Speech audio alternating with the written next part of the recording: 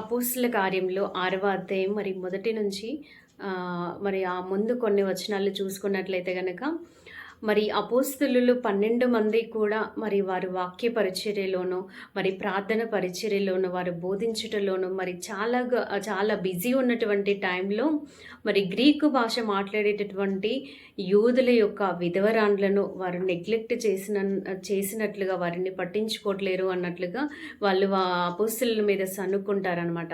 సనుక్కున్నప్పుడు ఈ 12 మంది అపోస్తులు ఏం చేస్తారంటే వారి యొక్క శిష్యుల సమూహాన్ని పిలిచి మరి సంఘంలో మరి ఆత్మతోనూ జ్ఞానముతోనూ నిండిన వారై మంచి పేరున్నటువంటి 7 మనుషులను మీరు సెలెక్ట్ తీసుకొని రండి అనేసి వారితో చెప్తారు.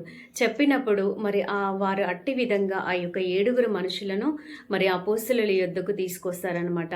మరి ఆ యొక్క ఆత్మతో జ్ఞానముతో నిండినటువంటి ఆ వ్యక్తులు, ఆ 7 మనుషులు ఎవరంటే మరి మొదటివాడిగా స్తెఫను, మరి రెండవ వాడు ఫిలిప్పు, మరి 3 ప్రొకొనోరు, 4 నికానోరు, 5 ఈమోను, 6 పర్మెనాసు, 7 మరి యూదుల మత ప్రవిష్టుడును, మరి అంతియొక్క వాడైన నికోలాసు. మరి 7 కూడా ఎలా ఉన్నారంటే మరి ఆత్మతో జ్ఞానముతో నిండుకున్నటువంటి వారుగా ఉన్నారు కాబట్టి మరి అపోస్తుల యొద్దకు వారిని తీసుకొచ్చినప్పుడు అపోస్తులు వారి యొక్క తలల మీద చేయించి ప్రార్థించి వారిని పరిచర్యకు అర్హులుగా ఉంచారనమాట. అంటే మనము కూడా మరి ఈ 7 వలె మరి ఆ యొక్క అర్హతలు కలిగి, అంటే ఆత్మతో జ్ఞానముతో దేవుని యొక్క పరిశుద్ధాత్మతోనూ దేవుని యొక్క జ్ఞానముతోనూ మరి నిండిన వారమై మరి సంఘంలో పరిచర్య చేయడానికి దేవుడే మనందరికీ కూడా తన యొక్క మహాకృపని దయచేయునుగాక.